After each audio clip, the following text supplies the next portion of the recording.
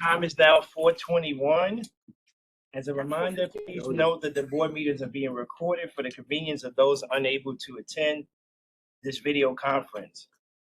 A recording and closed captioning will be posted to the BERS YouTube channel following the meeting. Sharon, please call the roll. Adriana Alicia present.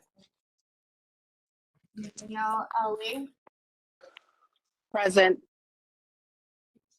Miranda Paulon, Present. Didi Sade Arnold, Shirley Aubin, Yeah, okay, here. Erin Bogad, not here, Camille Cazaretti, Present. Marjorie Deanstad, Present. John Dorsa, Present. Lee Farah, Gregory Faulkner, Present. Anita Garcia, Present. Anthony Giordano, Present. Dr. Angela Green, Present. Naveed Hassan, Present. Alice Poe, Present. Rima Izquierdo, not here, Dr. Darling Yarame, Present. Donald Nesbitt, Present. Sharon Odwin, Present. Alan Ong, it's not here, Mahisha South, Present. Thomas Shepard, it's not here, Frank Cirabella, Present. Venus Sait Sang, Manny Tavares. Present. Thank you. Do we have a quorum? Oh, I think so. Yes, me too. Thank you. Thank you. Note in the minutes of the meeting of the Board of Ed Retirement Retirement System held on December 19, 2024. May I have a motion to consider? So Motion, Tony, motion, Shirley, second, the motion. All those in favor of approving the minutes from December 19, 2024, please respond in favor. Aye. Aye. Any opposed? Any abstentions? The motion carries. Next on the agenda is the Executive Director's update. Sandy, please give us an update. Thank you, Donald. Long agenda today. My comments, I will try to keep them brief. Sent an email out to the trustees about 10 days ago, trying to ruin your then weekend, providing details of our productivity reports. Now, these productivity reports date back 10 years. We have been tracking data on our workflows, transactions, and everything we do here. You name it, we know when it gets done, how often it gets done, how often one member needs, and how often staff get involved. We are doing this for one specific, very important reason. We're creating a model of how our system works. We have that model, we're improving it every day, and we're going to be using that to make an argument to you that we are going to ask for more staff and we are going to ask for increases in budget. I want all trustees to understand we don't make that request without having very hard data to defend it. And we will be making our budget request in April, and just want everyone to be thinking about that. One of the challenges we will have in the fiscal 2026 budget is the ongoing uncertainty on actually how many members BERS will have. So for anyone who's new, BERS has about 55,000 members last year. Auto enrollment rolled in 30,000 in November. Chapter 551, which is a UFT-sponsored legislation in Albany, allows any UFT union member who is a member of BERS to transfer out. Let me run through those numbers for you quick. 55,000 members before auto enrollment, 30,000 additional, 20,000 according to the UFT of UFT members who are members of BERS. So over the next year or two, I can't tell you definitive whether we're going to have 85,000 members or 65,000 members. What I can tell you is that we're 1/4 of the way through the Chapter 551 transfers. We have 56 transfers in our workflow. We watch it every day. We coordinate very closely with TRS. I estimate, I think the first time I talked about this, I said the most conservative estimate I would make is that 85% would transfer. I think there's a near zero probability of that. I think it's less than 50%. And if you ask our counseling staff who are counseling these people when they come in and ask, Maria believes it's under 15%. That's gonna transfer in or transfer out? Transfer out from us to TRS. Sandy, 20,000 total? 20,000. When Merrick did the estimate, when the legislation was first passed, it was 5,500. Auto enrollment rolled about 15,000 in. So there's 20, the day after auto enrollment, Merrick's estimate of 5,500 became 20,000. Okay, so Of your team members. who this is are- this is what our budget challenge will be when we make it in April. We're either going to have a 20% increase in workflow or a 50% increase in workflow. What the good news is it takes time to hire people, but you should expect us to be coming to you with a eye-opening request for headcount and budget increase. I'll also layer into that, as we increase our headcount, we're going to need to increase our office footprint. We're in the middle of lease negotiations with this building. We have other proposals from at least 2 other buildings downtown. Downtown is the low-cost alternative. Brooklyn is the most expensive.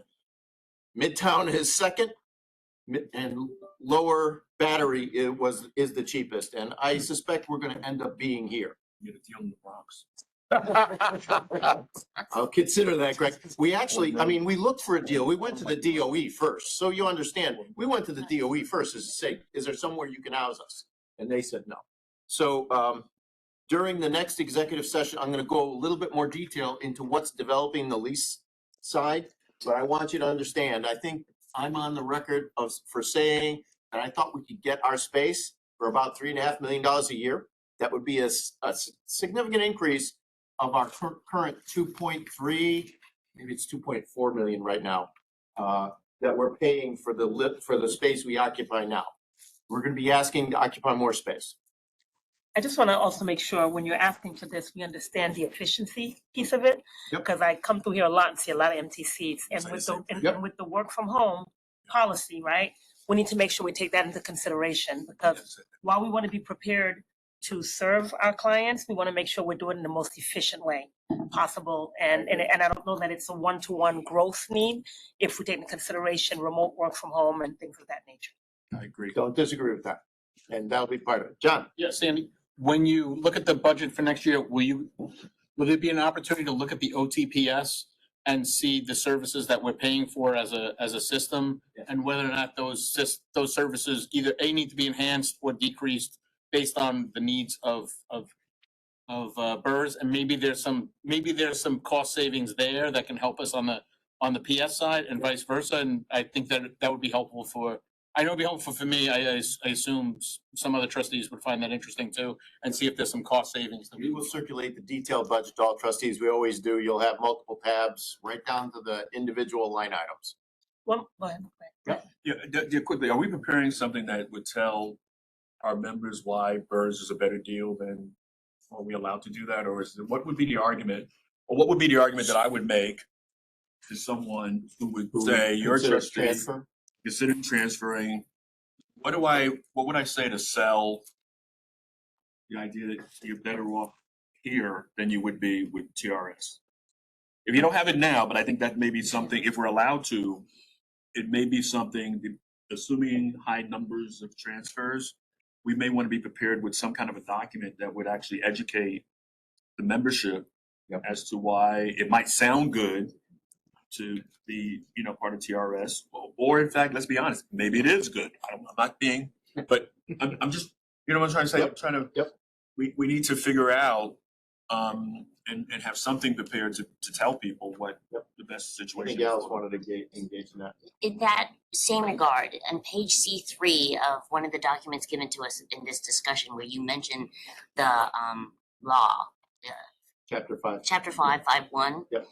Even as I read it, it says to join and or transfer, right? Yep. we were at Reed one day, and a couple of gentlemen who work on one of the programs was asking us about starting up because they know that they were auto enrolled, and they were attempting to find counsel so that they could get it notarized. And we had this discussion of, oh, should they come here or should they go over to Court Street? And in that conversation, we later then found out there was actually one individual who actually does two different systems. He's actually enrolled simultaneously in BERS as well as NYCBERS. Yeah, that won't last. Well, it depends. It depends. Okay, But There's a, so that's, you can't be two at one. You can't be it can't contributing be, to so two. this individual is, there's a law that. it's true that he could be, that was confusing, because I was like, you can be in both, and he made it sound like he's. There's a, Depends on when he there's joins. a new law that addresses that. Yeah. There's a new law that specifically addresses. When the other Okay, stop. so there's a law, and will be a catchment now where people cannot do both. We actually run, way. yeah, we run that So monthly, is this person, why looking is this for person people who are assuming? cross Oh, members. I mean, if you don't mind saying, I'll just, there have been situations in the past where a professional like a teacher may be a summer lifeguard, and a lifeguard in general would be a nicer title. So there were issues when people go to retire that they may have had two numbers, one in each. And I believe that a piece of legislation was put in I think it was last year, to rectify those situations. I can't talk to the specifics of it because I don't have it in front of me, but there have been issues in the past where folks took a part-time job that would be a NYCBERS covered position and may also be in the Board of Ed or be in TRS or be in a different system. And then when they go to retire, they find out they have two, but you can only get one check at the end. So there was a law to help rectify those situations where how do you retire out? Is it through one? so the law exists, but this person really believes they are in two systems right Don't now. catch them. If you, after this meeting, Yeah. you can email me or we can talk and Okay. give me their name and we'll look into it. Okay, because when I heard that one, that was. We run database searches on a monthly basis looking for those folks. And Okay. so, yeah. I will also want to just put on the table, we've had discussion executive session where I've asked that we really lay out, options of plan A, plan B, and plan C. As Yep. we're asking for this budget, that we understand what it looks like if, 15%, 20%, 50% join. So we have, kind of a tracking of the kind of resources that'll be necessary, Yep.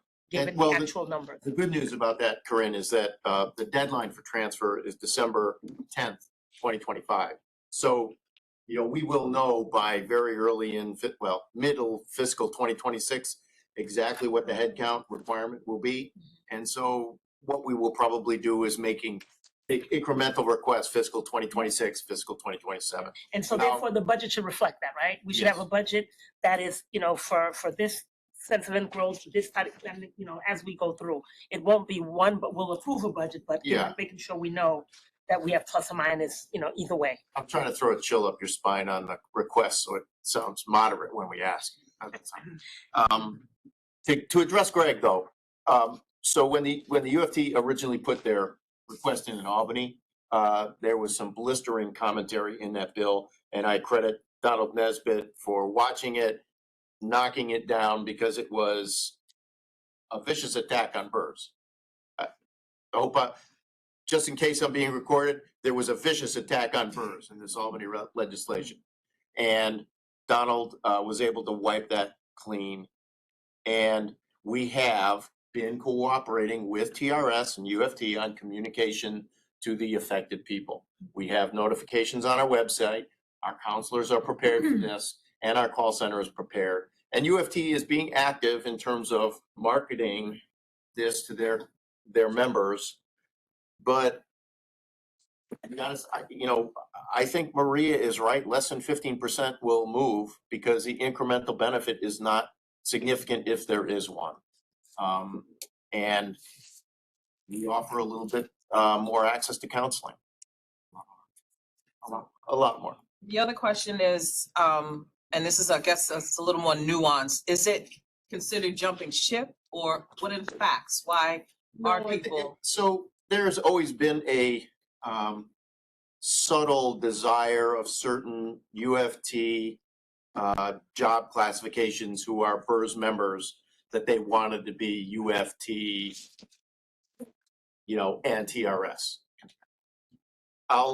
Here's some information about the 56. There's information in what I'm about to tell you about that. Of the 56 transfers that we currently have as of this morning, 39 are occupational therapists, 14 are physical therapists, 2 are sub teachers, 1 is a sub para. It's the therapists.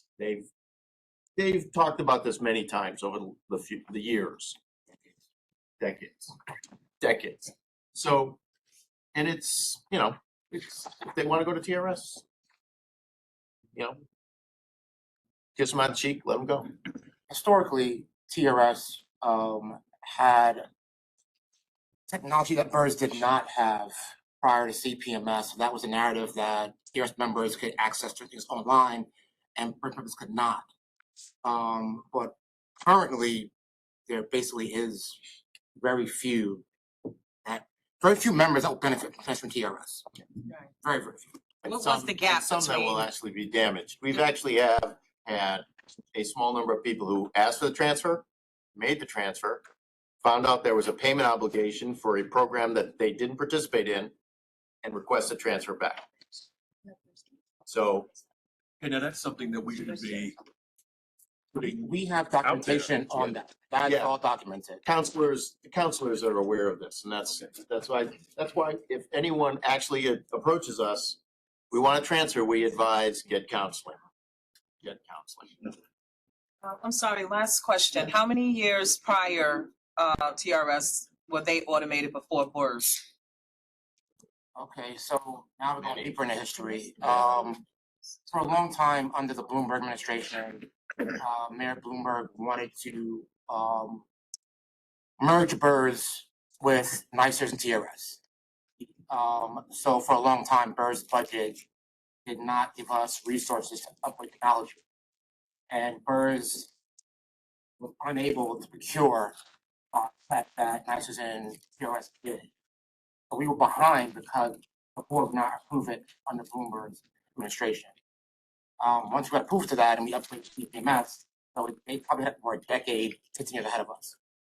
All right, if you recall from some of our early presentations, BERS budget was 6% of what police was for like 20 years. And see my members, the BERS members were shortchanged in the equivalent size of pension in New York City. To give you an idea of what we were working with and trying to play catch up with other pension. Is there a number where, because those folks would still be DC 37 members? No, they're They're UFT. They're UFT members They're right now? UFT union members. Okay, got it. Yeah, we have UFT members who are Okay. part of BERS, and we'll continue to have UFT members as part of BERS. Okay, and last thing before we get to the real business, there are significant opportunities for trustee education coming up in May. NYCBERS, their accredited fiduciary program, their trustee educational seminar and annual conference, that is May 17th to 21st. And also, Top 1000 Funds has a very strong program of conferences. I'm not going to advocate the Singapore and UK conferences. No one's going to Singapore, no one's going to UK. But May 19th to 21st, there's a Harvard University program, and September 16th to 18th to the Stanford University program. These are extraordinarily good programs. I've spoken at the Stanford program, and I encourage anyone who wants to go to NYCBERS educationals. These are very strong educationals. And we can organize these for you, just so you understand. We can get direct billed for the conference. You'd have to pick up hotel and airfare and meals, and we will reimburse you. Karen is the key contact there. So reach out to Karen, and I encourage you to consider these.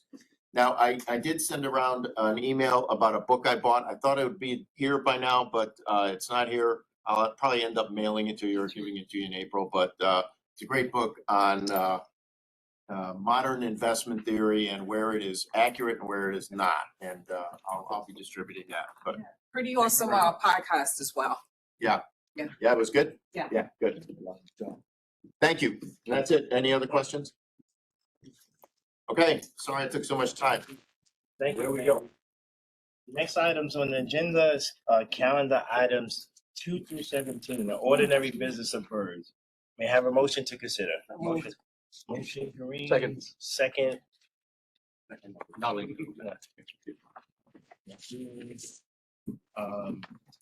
Sharon, please share the ordinary business with the board. These are the retirements, refunds, and death benefits processed since the last time the board met.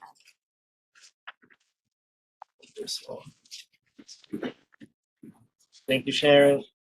We will now vote on these items. Item number 2 to 17, all those in favor, please indicate if you're in favor. Aye. Any opposed? Any abstentions? Motion carries. Next item on this afternoon's agenda is attorney-client session.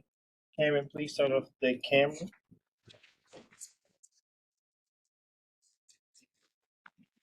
We are now in public session again.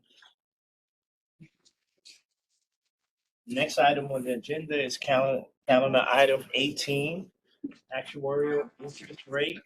May we have a motion to discuss? Motion, Kareem, second, Shirley. Merrick is here to discuss this agenda item. Anyway, just in time. Good afternoon. I'll give you the short version of my comments. So I believe we're talking about the actuarial interest rate. It's in statute 7% and it expires July 1st, 2025, which will impact the contributions for fiscal year 26 and later. The state legislature sets the actuarial interest rates based on the recommendations from various stakeholders. In your board packets is a one-page slide showing BERS historical investment returns have been over 7%. The median return for public sector plans in the National Survey, like BERS, is 7%.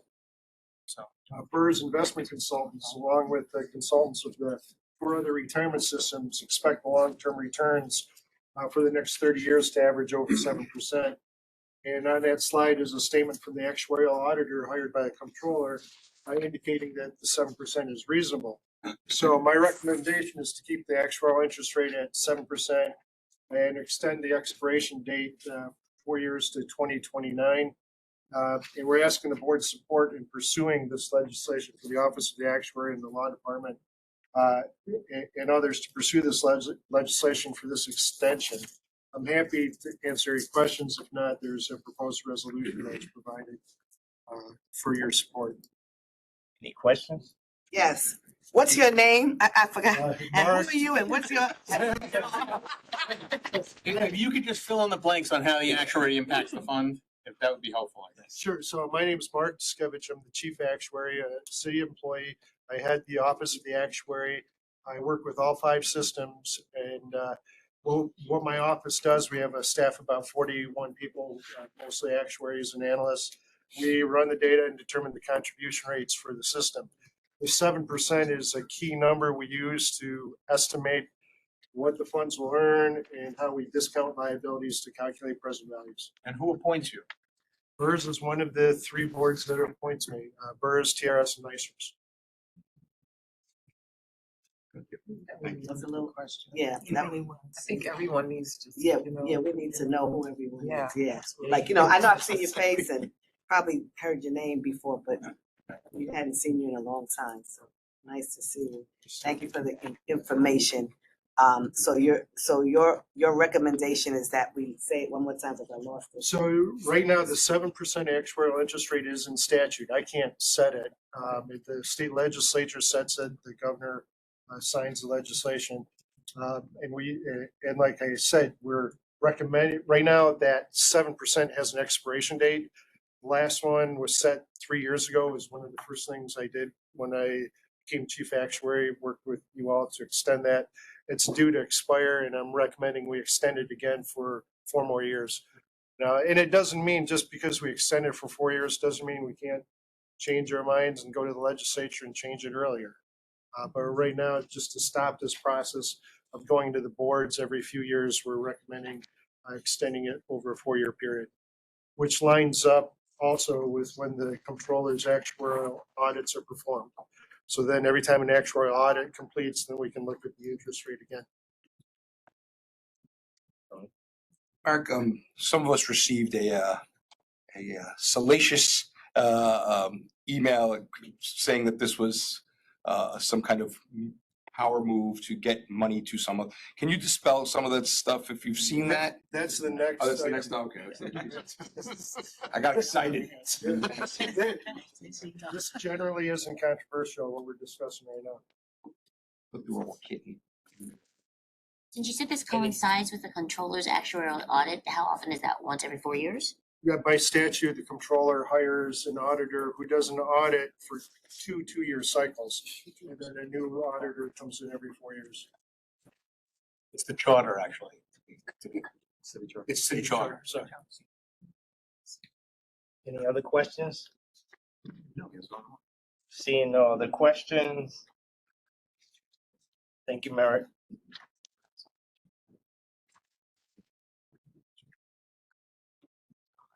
Okay, yeah.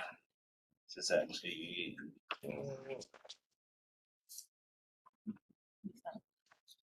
We got a page missing. Are you messing us? He's missing a page, yeah. No, it's the same exact thing. Yeah. This. Talented sometimes.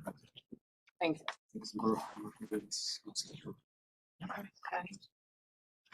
Okay. Oh, this was discussion. Same exact thing. This is. Okay, we'll now go to a vote on this item. All those in favor of continuing the interest rate, please indicate if you're in favor. I'm sorry, this is for the 4-year extension. Yes, Right. correct. Any opposed? Any abstentions? Motion carries. Next item on the agenda is the preliminary fiscal year 2026 employee contribution. May I have a motion to consider? Kareem, motion. Tony, second. Merritt, please tell us about it. Maisha thing. So Tony, this still isn't that good. Yeah. Want to hear it now, though. Oh, sure. So this is a request for the board to adopt the preliminary fiscal year 26 employer contribution calculated by the Office of the Actuary. The components of the employer contribution are, there's 4 components, normal cost of 162 million. That's a cost to pre-fund the benefits active members earn with the additional 1 year of service they're about to get. The second component is a collection of amortization payments for unfunded past service liabilities. Those payments add up to 44 million. The third component is the administrative expenses. This is a charge of 46 million for the city to reimburse with interest funds deducted from plan assets during the valuation year. And this year there was a fourth charge, member contributions the city is required to make due to the Galeno court case, which is small, number 1 million. The sum of all 4 components is your total preliminary fiscal year employer contribution. We're asking the board to adopt. It's 254 million. Note that this is just a preliminary contribution. About a year from now, before the fiscal year ends, I'll come to the board again with the final number, which should be right around this number. And we'll ask the board to adopt the final fiscal year 26 contribution. But for now, we're just asking the board to adopt the preliminary contribution before the fiscal year starts. Happy to answer any questions. And if not, there's also a resolution for you to adopt the preliminary contribution. Any questions? Any questions on this? Any questions? 3 times. Well, thank you, Merritt. We will now go to a vote. All those in favor of approving the preliminary fiscal year employee contributions, please indicate if you're in favor. In favor. Any opposed? Any abstentions? The motion carries. Next item, Tony. What? Unfunded accrued liabilities Reamortization bill analysis. May I have a motion to consider? Green, second. Shirley. This agenda item has the note receipt only. Mary? Yeah, I'm happy to provide comments. So this, the genesis of this was a bill, the mayor's office proposed legislation they proposed last fall. So for your November board meeting, I put together a fiscal, an analysis of the legislation, the executive summary. We wanted you to have that.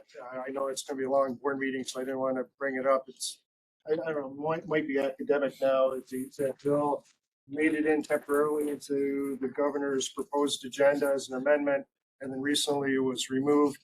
But what that language did, it did multiple things, but the big thing that everyone's talking about is the reamortization of your unfunded liability payments. You can think of that kind of as if you have a mortgage, you're making payments on your mortgage, and now you want to refinance it for the different term.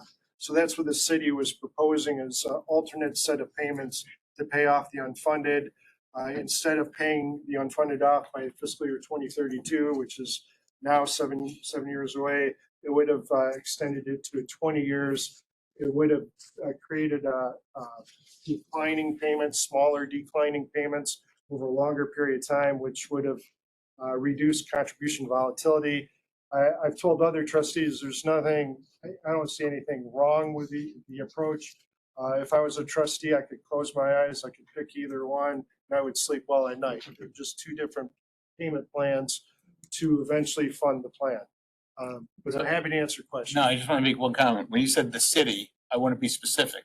It was the mayor's office that put it in, not the entire city. Right. Because not, the controller's office is not supportive of this. Not every city entity is supportive of this. So I just want to clarify when you say the city, it's not the city that is asking to do anything. It is the mayor's office that is asking. OMB specifically, right? Yeah. That's fine too. You can go that specific. I just want to make it clear it's not coming from, from the city in the broad sense, meaning that the few of us that represent the city entities here, it's not coming from all of us. I just want to go on the record to say that we're opposed to it as well. There are several things there that provide some type of that we needed clarity on. There wasn't as much discussion with some of the labor trustees around this. I also want to say there's some things that we need to be cautious about. At some point in time, those payments can balloon, and then the conversation of extra tiers can come a part of the conversation depending on who's in power at the time. And so, from a labor perspective, I want to go on the record to say that I'm opposed to this. Chairman Nesbitt, can you explain different tiers for some trustees that might not be familiar with what you're referring to? Yeah, so the tier system, as far as like when you start work, you fall into certain tiers. Tier 6 is what we're currently trying to fix. You may hear a lot of unions say fix tier 6. At this time, under the governorship of Governor Andrew Cuomo, he actually proposed tier 6 for whatever reason. But there are folks that's under tier 6. Different than tier 4, we pay a 3% contribution. Tier 6, folks pay anywhere from 3 to 6% of their salary. And it's like a sliding scale. So we continuously are moving to fix that. So we're very cautious as to moving to do anything that may provide the conversation for someone to open up another tier, which workers right now under tier 6, there's retention problems within the city. There's a lot of vacancies. The retirement package used to be something that was attractive to folks, and folks coming into a job would rather take a job somewhere else, which gives them, in some cases, a 401k versus the retirement package that they have under tier 6. So we're pushing to fix that, and so we're very cautious about anything that may add to the conversation or even open up the conversation to another tier. I have to second that wholeheartedly. Seriously, because a lot of times the city jobs, that's what the benefits. It was the long run gain of being a city employee, and when that is hurt, then it's no longer attractive and that's where we have a lot of these shortages as well, right? Are there any other questions, comments on this? I just thought that it was odd that there was legislation already out there when, as the fiduciaries of these funds, we did not vote on this yet. It was a little bit out of line that the tail was wagging the dog, so I'm appreciative that this has kind of been pulled back. Yeah, just to add to what Tony actually said, so when we found out it was actually being moved to the governor's office or had been moved, the conversation that was supposed to be had with some trustees wasn't until the next week. So the city in moving forward with this actually moved forward with this before any conversation with any of the trustees, and that to us was like we have to look at that as well, as why would it move forward without conversation, especially since we agreed to a meeting date. So, speaking as a mayoral trustee, is the mayor's office of pensions taking a position on this? Is the position of the mayor's office pensions? Say it again? It's their proposal. Well, can I answer that question? They voted for it. They voted for it at previous meetings, but then I asked specifically about this. No, yesterday. Tony, I'm sorry. we have not taken any vote on it. They have indicated their support. I don't want to speak for the mayor's office. I'm not part of the mayor's office. But to be clear, no board has taken an actual vote yet. So I just want to, you can continue saying what you're saying, Tony. I just want to. No, and I specifically asked about it yesterday without response, so which is an indicator that there was some. So this would be the first board to actually take a vote? No, Police voted. there's no vote, right? There's no vote. No, It's no receipt. No, just that we received it, that we had the conversation. If there's questions that require further deliberation, either do it now or we do it some follow-up to confirm what's best and who's making the recommendation, and then it will come to a vote. Okay, Right, this is just the first instruction. got it. Any other conversation? Donald, does this have to do, just listening to what, him, Shirley saying, is this more of a structural thing or a keeping up with a cost of living, tier 6? Tier 6 actually, I would say, is a little bit of both. As you have folks who, like I said, there's a sliding scale. So depending on how much money you actually make, depending on where you fall, you may be paying more into your pension versus someone who, in some cases, make $1 less than you, right? So it's hard to keep folks. Like I'm not taking a job where someone who's working alongside me is I'm paying a whole percentage point more into a pension, and I make $1 more, right? The cost of living for me isn't any different, right? So it's hard to retain folks. There's estimated 16,000 vacancies in New York City across jobs. It's hard to retain folks at this point in time. So conversation around this actually leaves some caution for us in regards to moving forward with this.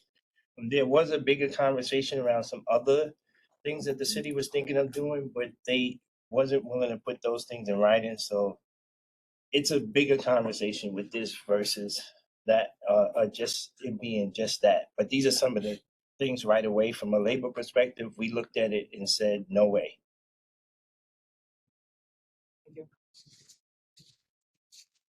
Any other discussion on this? From your opinion, what's the expectation you think this is gonna be going forward? I can't hear you. I'm asking his opinion, what is his expectation, or based on his experience, you think this is gonna land or the next one is gonna land? So, this isn't my bill. This is like the mayor's bill. And so what I provided was the analysis. So I'm not part of the negotiations behind the scenes to see.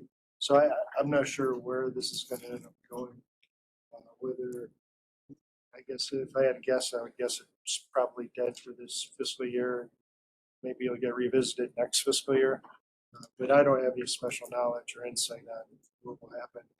I mean, I'll just point out, if doing nothing, not passing this bill, means in fiscal year 2033, there'll be about $8 billion extra money for the city to spend because the unfunded will be paid off.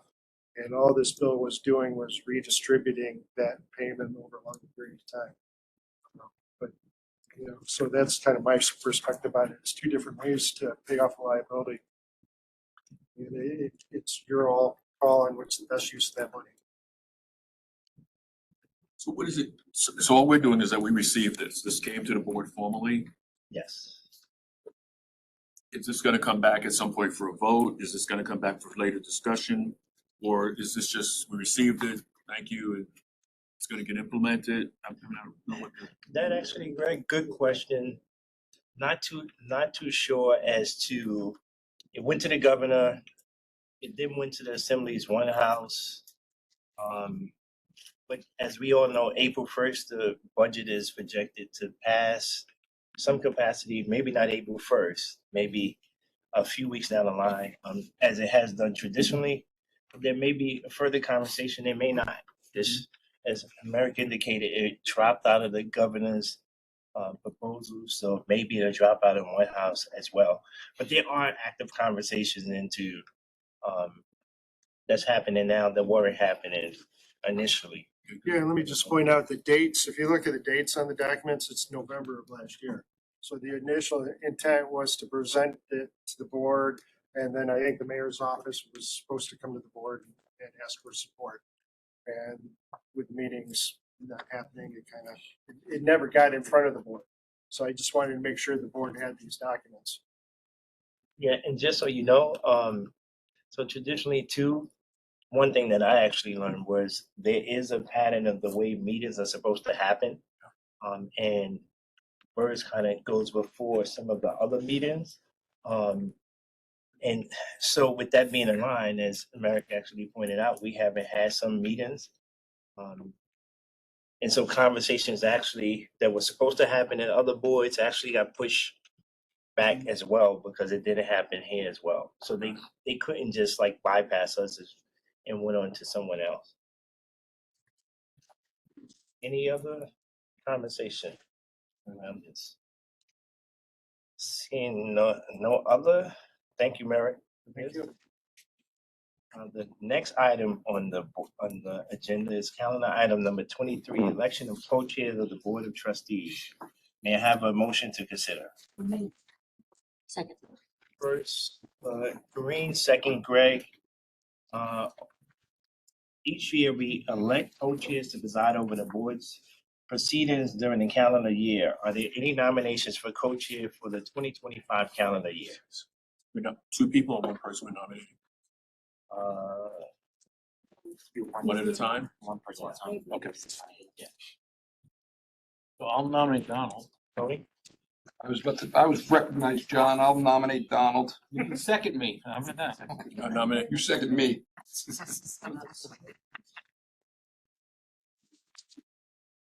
Labor has to chair, one labor has to chair.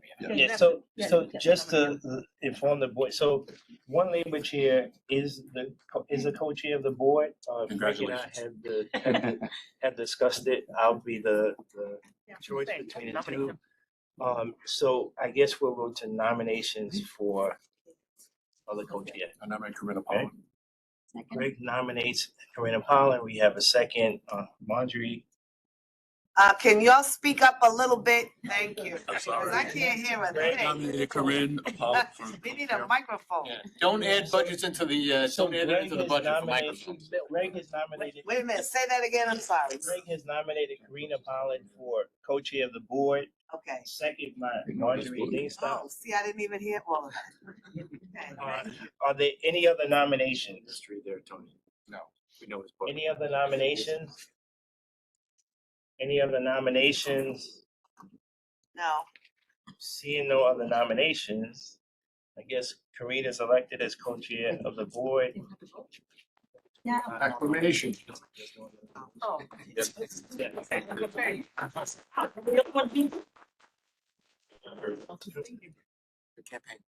So next up, the calendar item is election for members of the executive committee.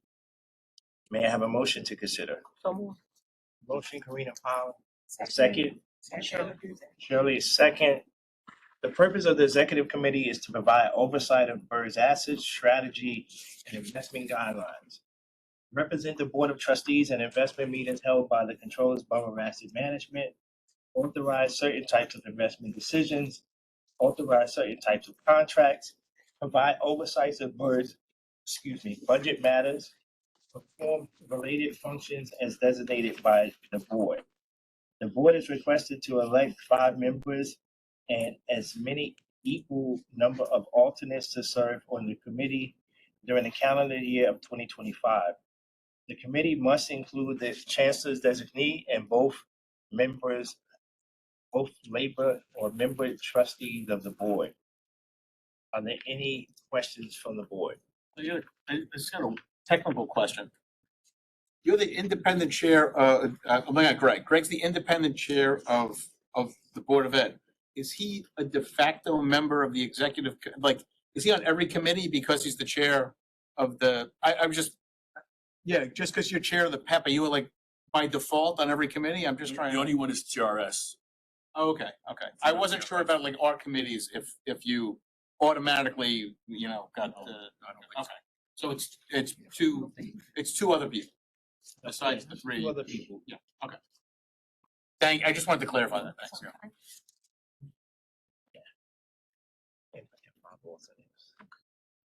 Since myself, Frank, and Karina are automatically on this committee, and each already have alternates, we will need 2 additional volunteers and 2 alternate volunteers.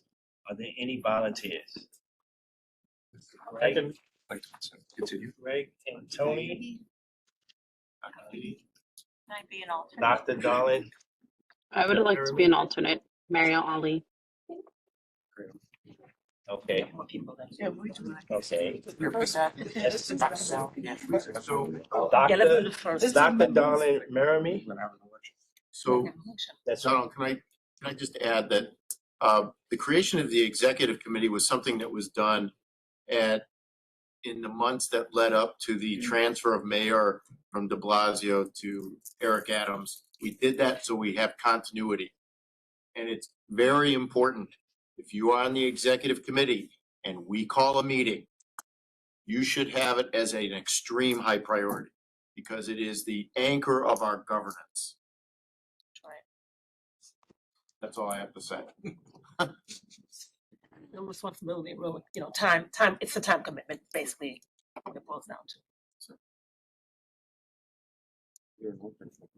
Okay, so I just want to make sure if there's more than 2, we need to go to a vote. All right. So who are the 2 people? Or We're doing the the primary. So it would be Greg? Yeah, well, first we did the 2 volunteers to actually be on the executive committee. So we have more than 2 though. We have Greg, we have Tony, and what were the other 2? Did you? Richard, you had to be primary or alternate? Can I just ask a question? And I've raised this one time before, and I'm not trying to be disruptive, but this board has 10 mayoral appointees, and also the chair is appointed by the independent chair is appointed by the mayor. No, it's not.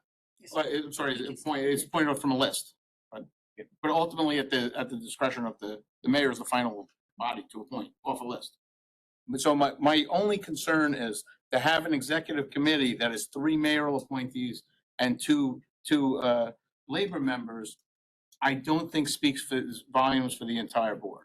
I'm just putting that out there. I don't know if anybody even cares about that. I just think from a governance standpoint, to have a situation where it's not as representative as it could be is just something that people should keep in their mind. Has it created a problem this past year? One quick thing to clarify. It's not personal towards anyone or to it's just from a governance standpoint to have a 5-person board where the mayor who already appoints 10 people to the board, any mayor, right, has 10 appointees to the board. That is a prominent number of. Mr. Chair, on order. This is not relevant because we are under current bylaws right now. So we'd have to have a bylaw change to change what you. Wait, can I clarify? Can I clarify a second? Other seats are not mayoral seats. They're open to anyone on the board. No, So I just want to Yeah, make that no, clear. I'm only making the point. I'm not advocating against either one of you guys taking the position. I'm just making the point that A little bit of electioneering. it's not electioneering. We have a Okay, hold on. a five-person executive committee of a 20, So of the a question 28 becomes, person board. the question becomes, Yeah. this is somebody, anybody can raise their hand and offer it up. As I'm hearing it right now, we have 2 people that have raised their hands, but Three. nobody else has. No, we had Three. three, we had Okay, three. yes, but we just asked the question, do you want to be primary or secondary? It doesn't matter. Okay. Yeah, I'm just making an observation. Got it, okay.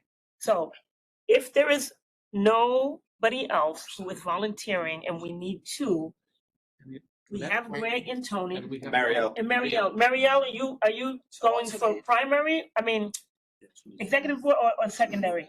Or alternate? Can she run on? She has to be present. She has to be in present. person. Oh. No, not according to Robert's Rules of Order. I mean. Sorry, what was the question? Marielle, are you hoping to be the primary or the alternate? Future meetings. The alternate. Solve that problem. She could be She's not, nominated. wait, she's not even trying to be primary. Okay. She wants to be an alternate. No, but I'm just saying she could be. Absolutely. So again, let's get back to this. Who wants to be primary? If we have more than 2, then we go to a vote. If we only have 2, then those 2 become primary, executive committee members, and the other 2 become alternates.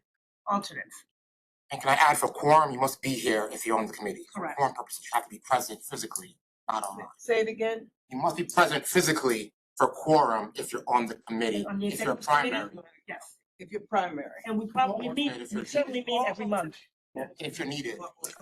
Need every. So is this in addition to the alternates that are there? Like, am I voting again No, for alternate? hold on a second. Vote for primary first, and then for alternate if for it's each necessary. primary, right, if necessary. So the question to you, do you want to throw your hat in as a primary, and there's 3 of you, then we have to go to a vote? For me, it doesn't matter. So if they are primary, I can be secondary. So we have 2 primaries, and we need 2 alternates. That would be you and Marielle, who's, And Camille, this And Camille. still gonna go to voting. Okay. And you want to right, so we have the 2 primaries, Yeah, but I which already is Greg was. and Tony. Yes, we. It's oh, the- this it's is that- what it's she's that meeting. asking. We're re-voting for this school, I hear me sorry. I This didn't calendar hear year. that. For this This calendar calendar year. Okay. Oh, No, this okay. fiscal year. This fiscal year. Calendar, Okay. calendar, year. calendar. Oh, that's right, we haven't met. Yes. We have 2 primaries, Greg and Tony, and they each need alternates. We have 4 alternate candidates. So we have to go to a vote. Are we voting? Am I on a part of the alternate? Yeah, she You had wanna it be an alternate? before. Yeah, Did you throw your? I was before, so now I'm gonna. If you have to be nominated, I'll nominate you. You can nominate yourself. If you could not self-nominate. So we have 5, Yeah. we have 5, Myself we nominate. have 5, So it's 5 now? 5. Okay. For Raisha, Alice, Dr. D, Dr. D, Marielle. Marielle, tell me your name. Marielle. Camille, Marielle and you got the 5? Camille. Okay. She has to be in person. You want Dr. D, Camille, Marielle, Back up for something primary. I only got 4. no, Alice. Just, Oh, Alex. just, he's online, I feel. When does the committee usually meet? It's on Thursdays at 1 usually. So just to be aware. During the work day, it's a day meeting. Middle of the work. Fourth Thursday, 12:30 They to should 4. make that clear. They need to make that clear.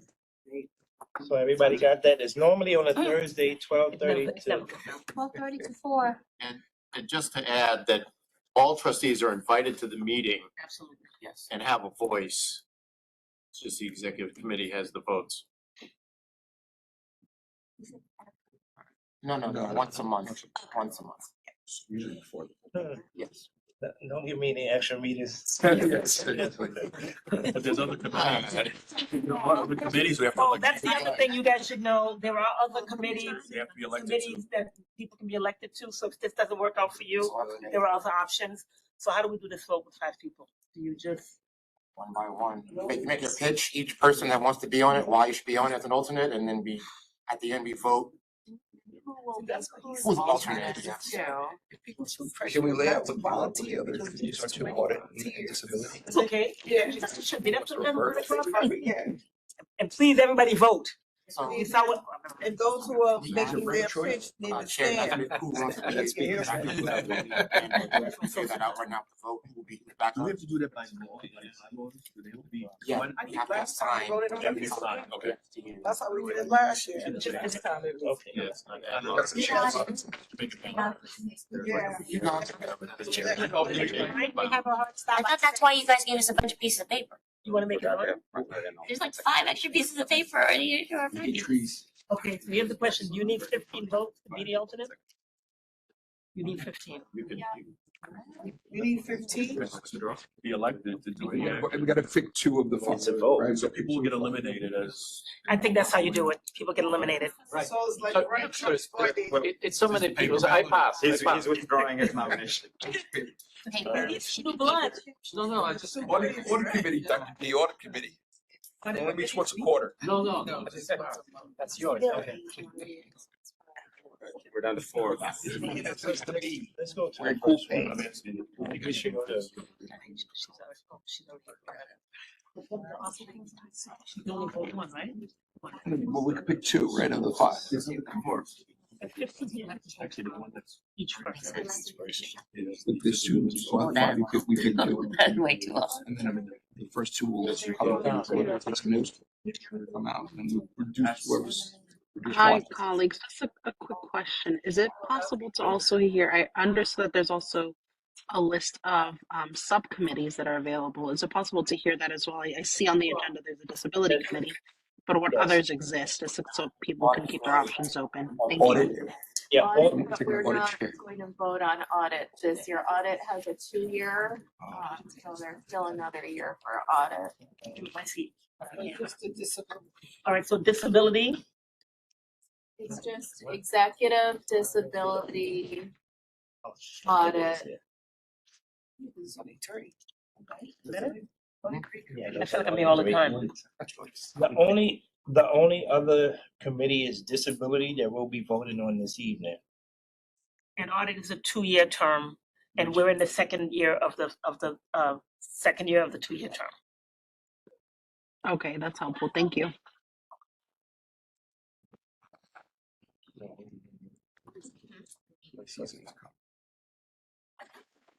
I'm gonna drop out so that it makes it easier. Still have 3. Three. We have Aisha, Alex, and Marielle. Three candidates, but go. Oh, our next. Dr. D. You forgot Camille. No, I'm just. Dropped out. No, but she's saying, I thought there was 4. But Dr. D is still in. No, he dropped out. He dropped out too. Yeah, he dropped out. Okay. That was We the said- Somebody can do it. Look at those 3. end of the table. You didn't know. No, so we have Marielle, Alice, Marielle. All right, well, why don't we just stop by each person, get the 15, that's it. Yes. Start with Marielle, I think, because she's not here.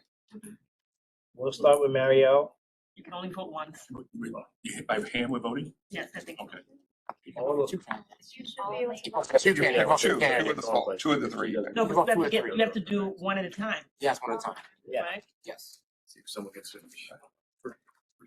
So first one is Marielle Ali. Well, I think we get to speak. What's that? Marielle Ellie for the alternate on the. Is it non-mayoral? Yes. He's something. All right, this will count. I'm Manhattan Borough President's appointee.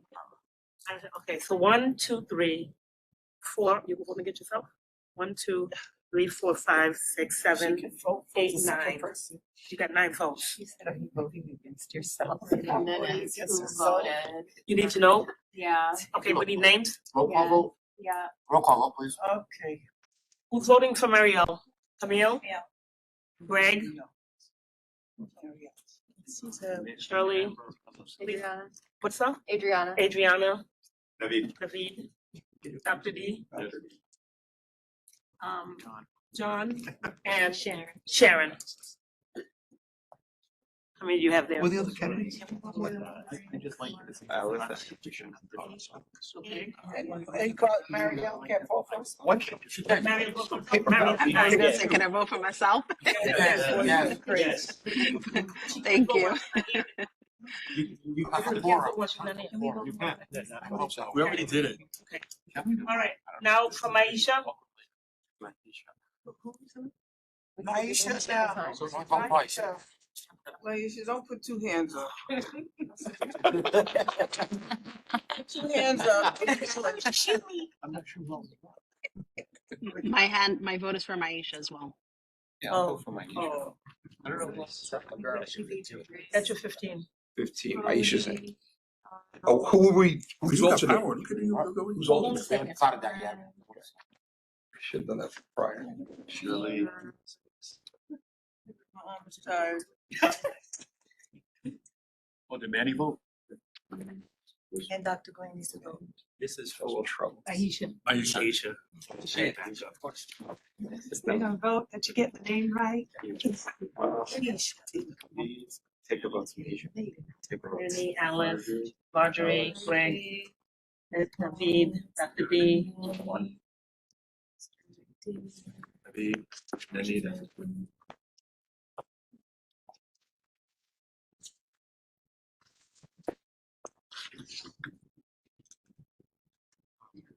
Yeah. Yeah.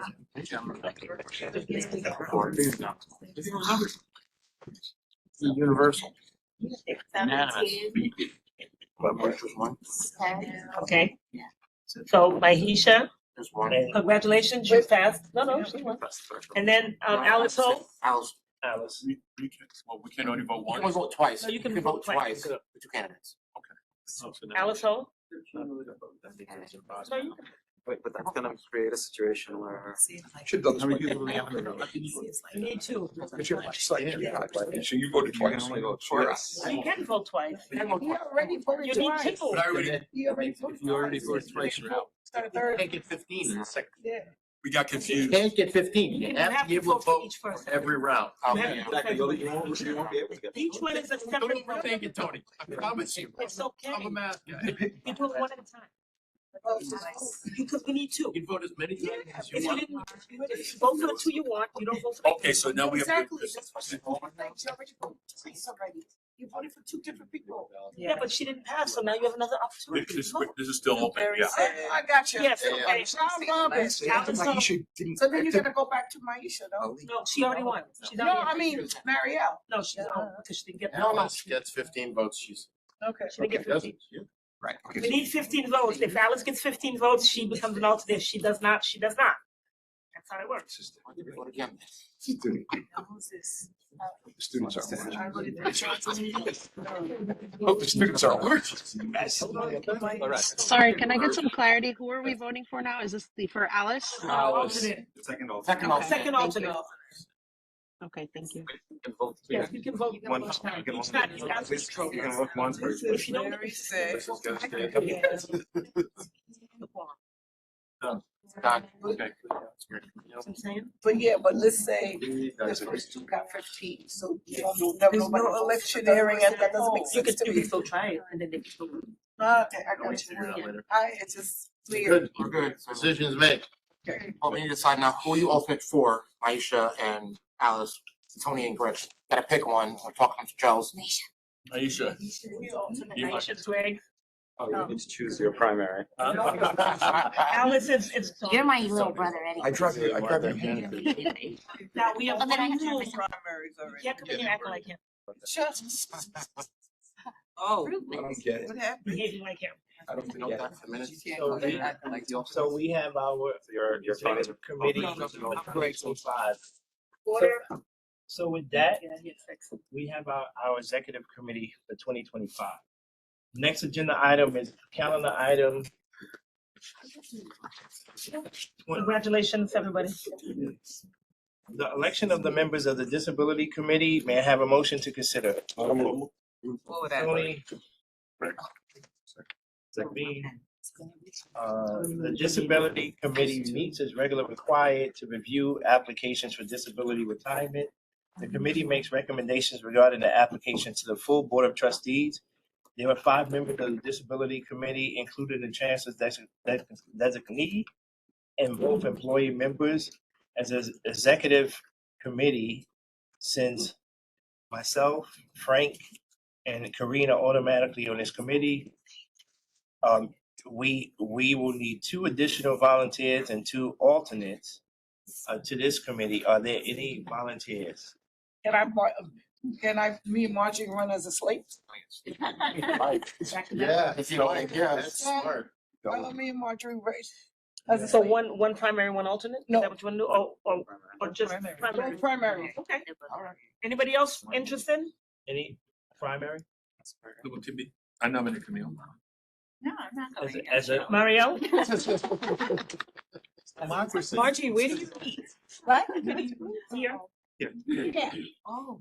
So what do we We do were the now? first one today here. So we have 2 primaries. Do we have any Two others? alternates? No, any other, Any other primaries? Oh, no, Alternate. alternate. Alternate? Muriel? Any other primaries? Marielle. I'd like to nominate Muriel. Yes. Sure, yes, for an alternate, yes, thank you. I accept the Okay. nomination. So we've got 2 primaries, Margie and Alice. Marjorie and Shirley. Shirley? Oh, I'm sorry, I'm looking at Alice. Looking at Alice. Shirley, and then who's your alternates? Camille can be mine if she wants to. Camille will be Shirley alternate, Alternate. and Mario will be yours. Yes. Marielle and Margie, oh my God. Better sandwiches at the disability. Okay. So now we have our disability committee that's formed. You went well. The next calendar item is calendar item number 26, authorization to enter into agreement with Makita Investment Group to provide private markets investment consulting services to the Board of Retirement System, and have a motion to consider. So moved. Kareem with the motion. Second. Shirley with the second. Daniel is here to discuss this agenda item. PowerPoint on? PowerPoint from Makita, presentation? Where's your PowerPoint? It's in the packet.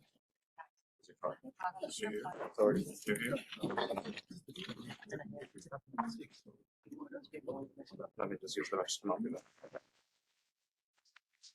Do you have it? You can send it to me? It's in the packet, the board packet itself.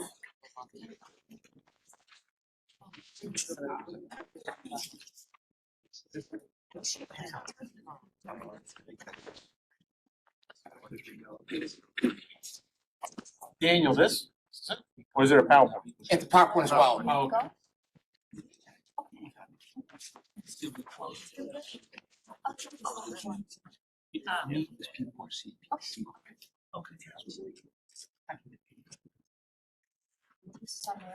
Hold on, let's see if I'll go.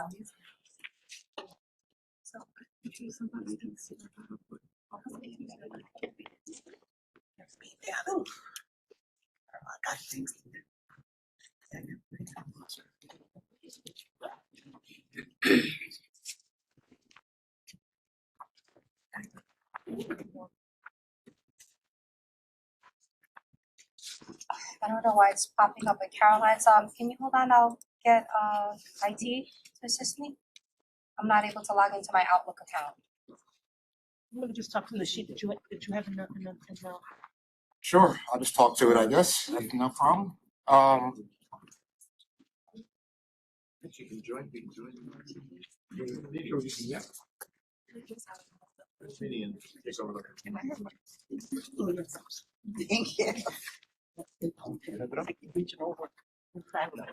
Even turn it on.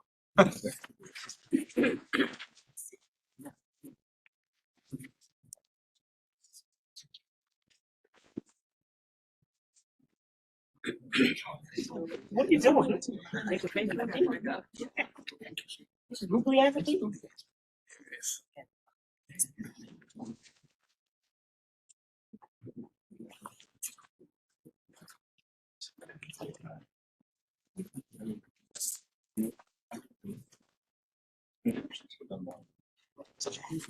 Oh, please say what the laptop. Yeah. I know we only have like a limited time. All right, there it is from my screen. It's not really big. Hey, John, what did we just resolve? Yeah, you said if you need. Oh, okay. Yeah. Yeah. I guess we can go like this. Can I just say a couple of words before you get started? I think it's important for us to understand as a board. Can I have everybody's attention for a second, please?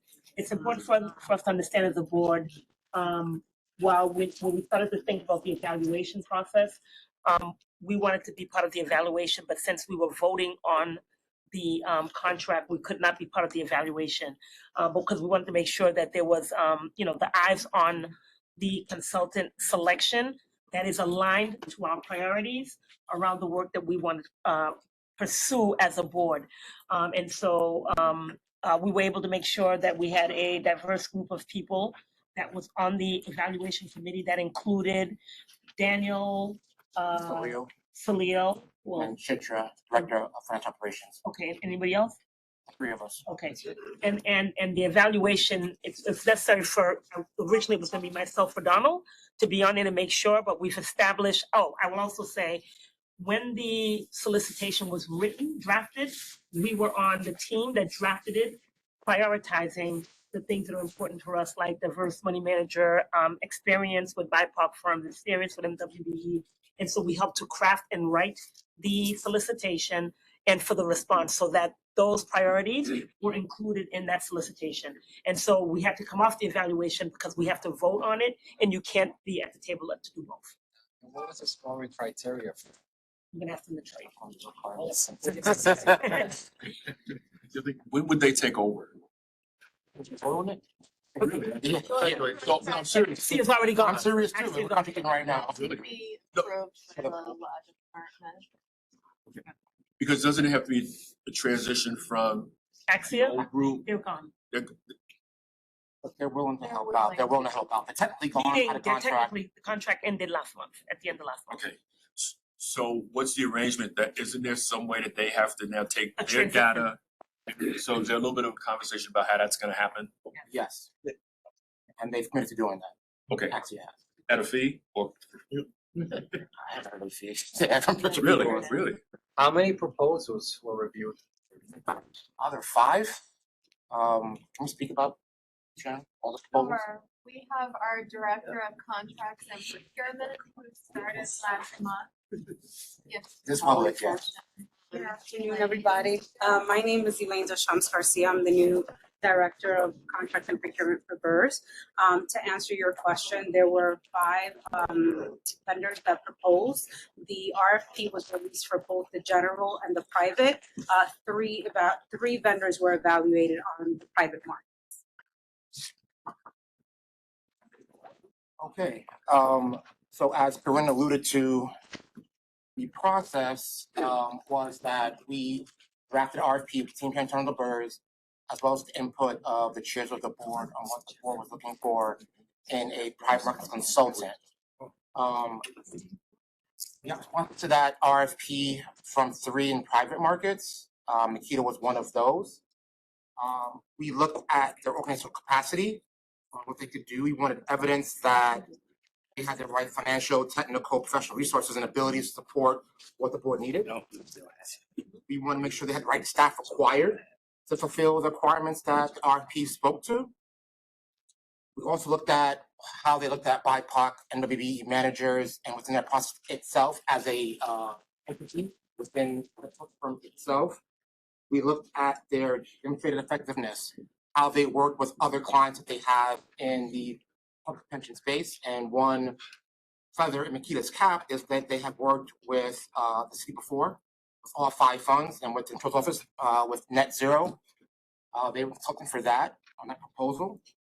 We also looked at their program plan / narrative, in that their proposal demonstrated that a clear understanding of what BERS priorities were. And we also included that in the evaluation, their yearly rate and their hourly rate on the price. So those are all the 4 factors that were used to determine the scoring. Each person on the committee, myself, Salil, and Chitra, independently evaluated each vendor solo, and we submitted that independently to procurement. That was compiled by procurement, and they compiled all the scores together. So I did not see what the other two evaluators had evaluated it, and neither did Salil or Chitra. Make sure that we were just looking at it from our own lens, what we did and what the board needed. So there was no preference given to any manager. It's all independent by each entity on the committee of the evaluation. Any questions on that? How we evaluated it? Yes. Internal procurement or PPP? Internal procurement, our team here. So what we looked at is Nikita. Right now, they have almost $2 trillion in assets under management that they currently advise other public pensions on. They have a team of over 200 plus professionals internationally and here locally in New York. Actually, their office is right around the corner. Our point person from IKEA will be Judy Chambers. She's born and raised in New York. She's been in the field for 30 plus years. She's very much in line with what we want to do, and we're very comfortable with her leading the team for BERS.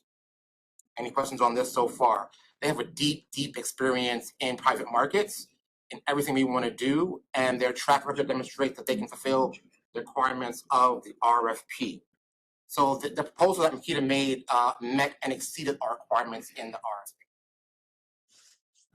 So how this aligns with BERS needs is that I said earlier, they met and exceeded the scope of work that we offered to them. They have a really capable ability to provide in-depth analysis and reporting. They demonstrated that when we met with them. We feel this could be a long-term partnership potentially.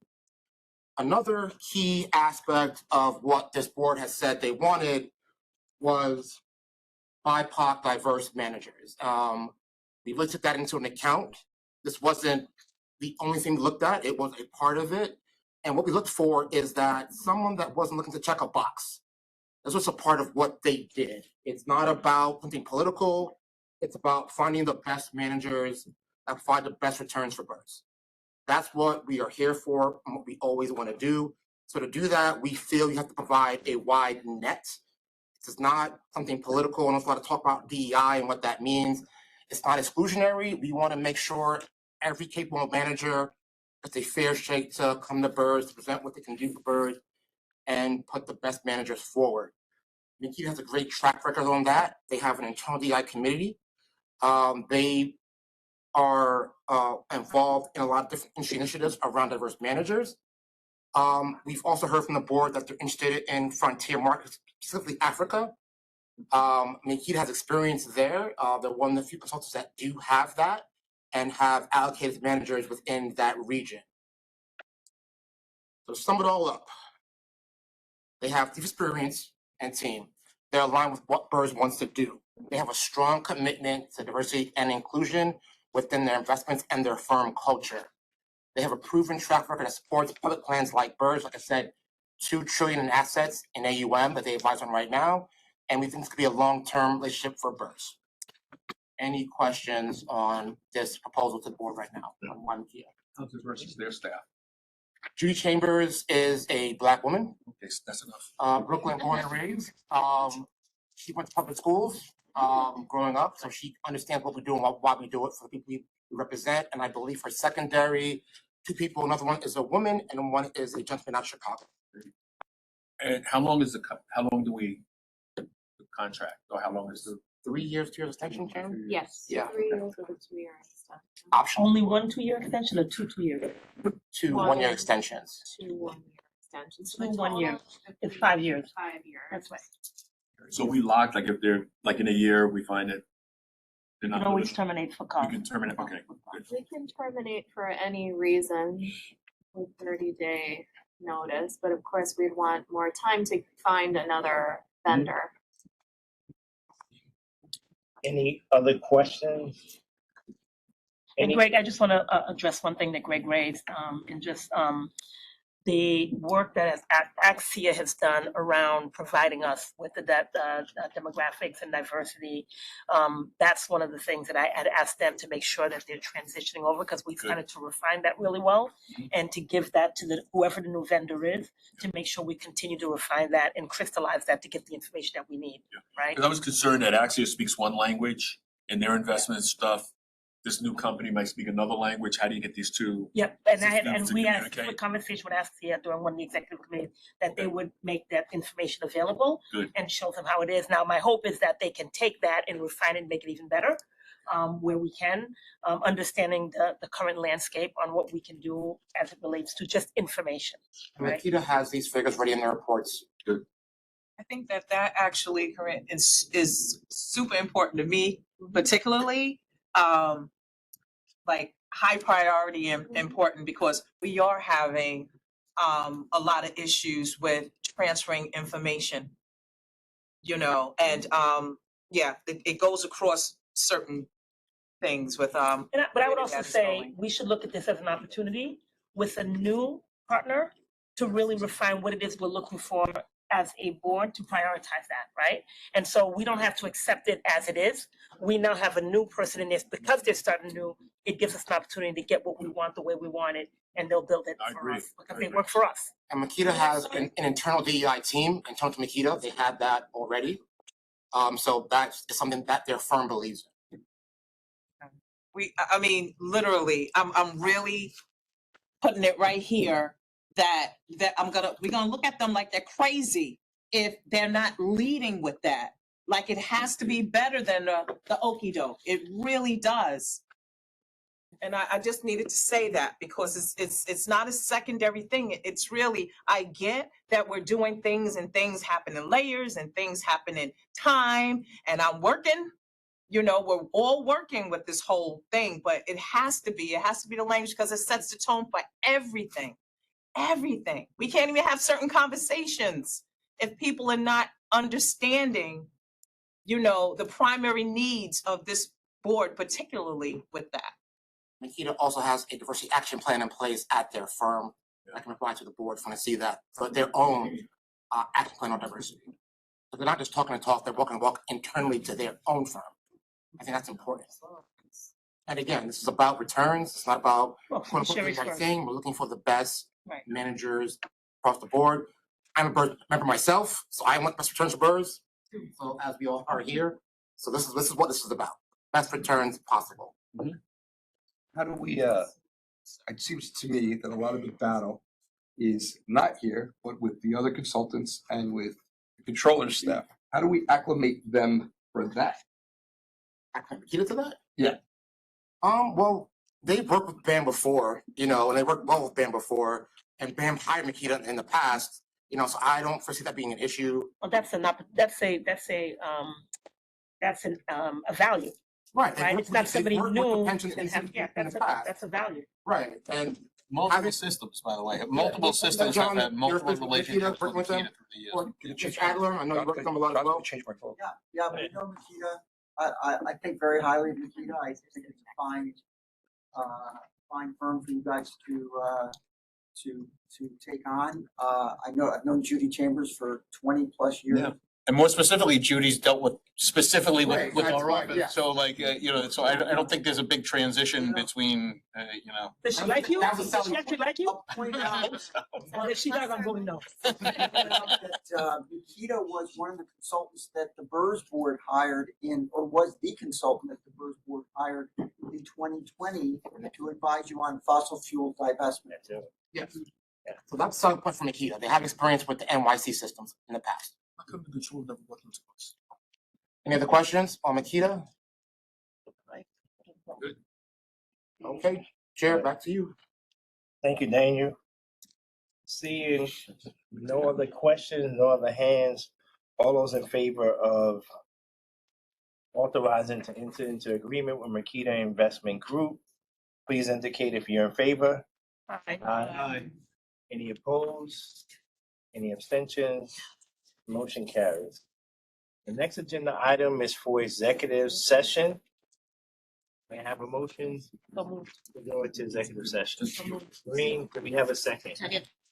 Second, household. We are now in executive session.